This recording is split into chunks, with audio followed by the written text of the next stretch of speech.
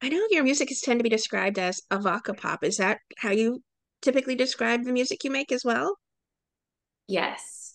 Yes, I came up with that genre name probably back in 2016. Well, I'm curious to find out as well, who were some of the musical influences you had when you were growing up? I grew up with a lot of my dad's favorite music. I didn't hear too much of my mom, so there were a lot of male voices and a lot of bands. So some that come to mind are Beach Boys, Beatles, Crosby, Stills, Nash and Young, James Taylor, um, Earth, Wind and Fire, Rolling Stones. A lot of that. I call it like classic rock, and then Hmm. some R&B, and then musical theater.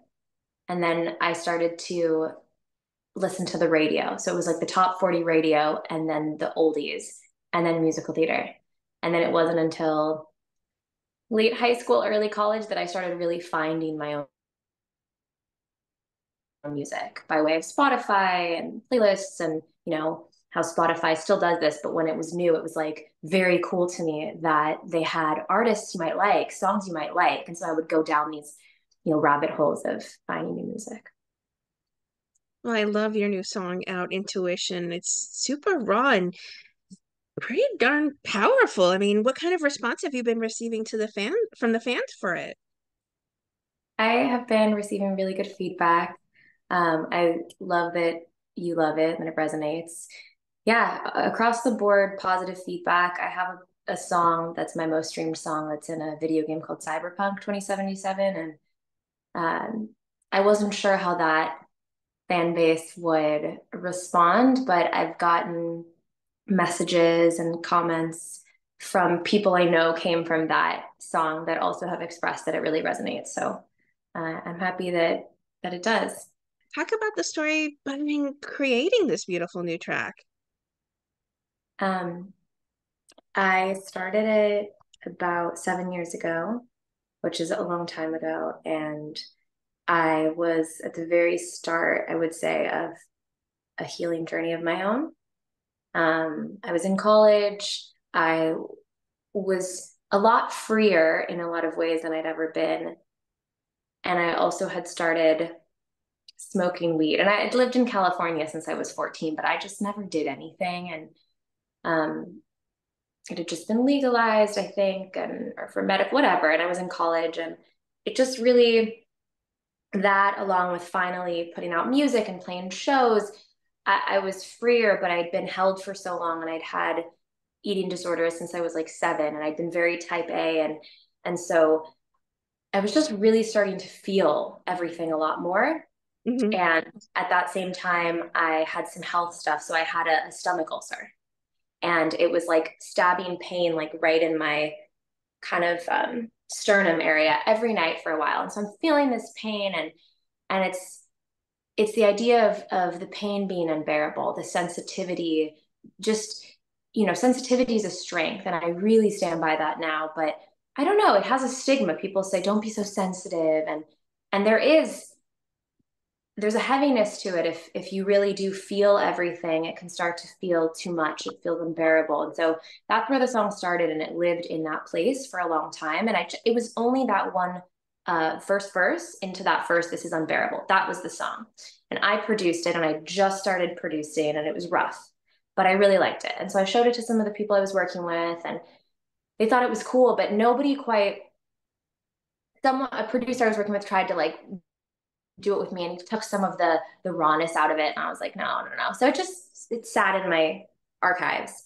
And then I was recording this summer with a producer, John Joseph, um, almost a whole album worth of stuff that we did over the last 4, 5, 6 months. And I knew I wanted to bring it in, and it still was just this first verse chorus, and I'm such a procrastinator. I need deadlines. And so I was going to work on it more before I brought it in. Yeah, I basically the chorus was done, but what happened was my way of preparing was writing the lyrics by hand. And as I was doing that, before I was going into the studio, the whole verse two and Hmm. chorus came about, and it became a real story of hope as opposed to hope and inner strength as opposed to just this is unbearable. And I loved Hmm. that.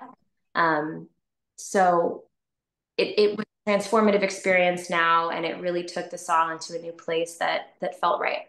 So I think the song had to sit for as long as it did so that it could find, along with me, finding my own strength in a lot more ways than I ever had. Well, the video for it is so unique, and I love that you create this drama and then it's sort of this facade that you drop and become a different person almost. How did that idea for how you would create this video come about? Um, it came in a vision, sort of, or not sort of. Clowns were following me. And I say that and it sounds crazy, but I had a breakup of a relationship that took me by surprise. And so I was heartbroken and even more inspired to put something out into the world. And I think that that romantic energy was more channeled towards creative. And I had lunch with a teacher of mine that is really special. And next to the cafe was a shop and they sold a hat with a clown on it. And I've always liked clowns. And I grew up with like, both of my grandparents had either like a clown stitching, like my grandma used to do needlepoint. So I had one that she had made me, and my other grandma, my Oma, had like little clown figurines. And so they've never been scary to me. Some people are scared of clowns. And so I saw this clown hat and I'm like, oh, I have to buy this. And so that was the first thing. Didn't think much of it. And I knew I wanted to make a music video for the song. I didn't know what it was yet. I had just met this designer, Jacqueline Rabeau, who has a really cool line. And I went to her studio and she's like, do you want to pull pieces? Do you have music videos coming up? I'm like, yeah, we're going to do a video for Intuition. I don't know the story yet, but it's going to happen. So I had a piece, like a piece of clothing in mind, this one sleeve black jumpsuit I wear at the end when I've taken the mask off. And so this happens, and then I go see John C. Riley as Mr. Romantic, and he was amazing. He plays this like he's almost a clown. Do you know John C. Riley? Yeah, I was gonna say it sort of makes me remind him of his Chicago hit Mr. Cellophane. Okay, yes. So he have you seen Mr. Romantic? That part I haven't, yeah, I haven't seen that one. It's awesome when it comes back, which hopefully it will. I've been telling people.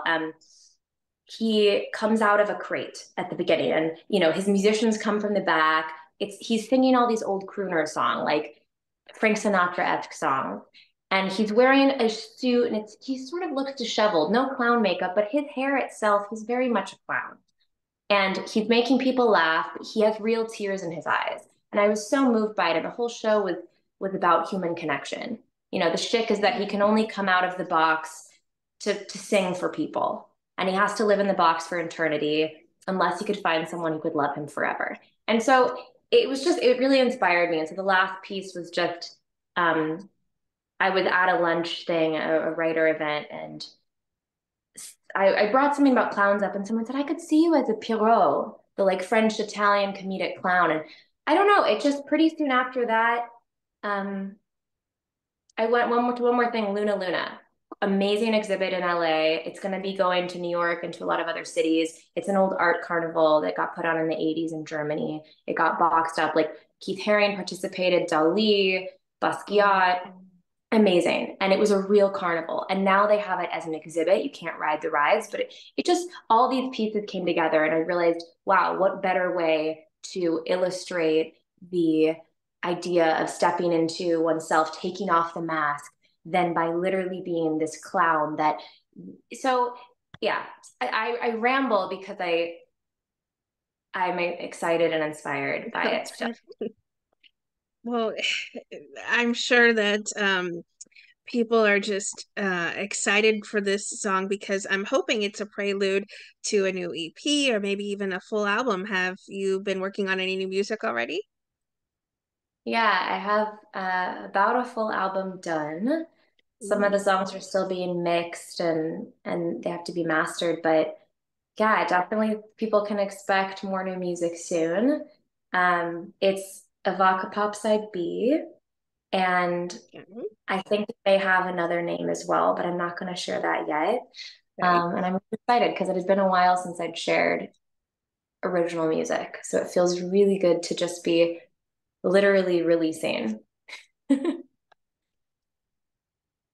Who are some artists that you're really into at the moment? Artists you're really enjoying listening to?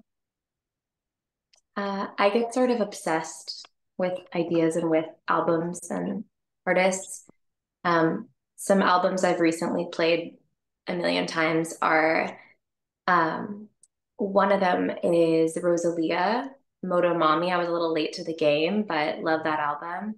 One is Doja Cat. Um, it's the one with the spider on the front. Um, I'm forgetting what it's called right now, I but don't it's know.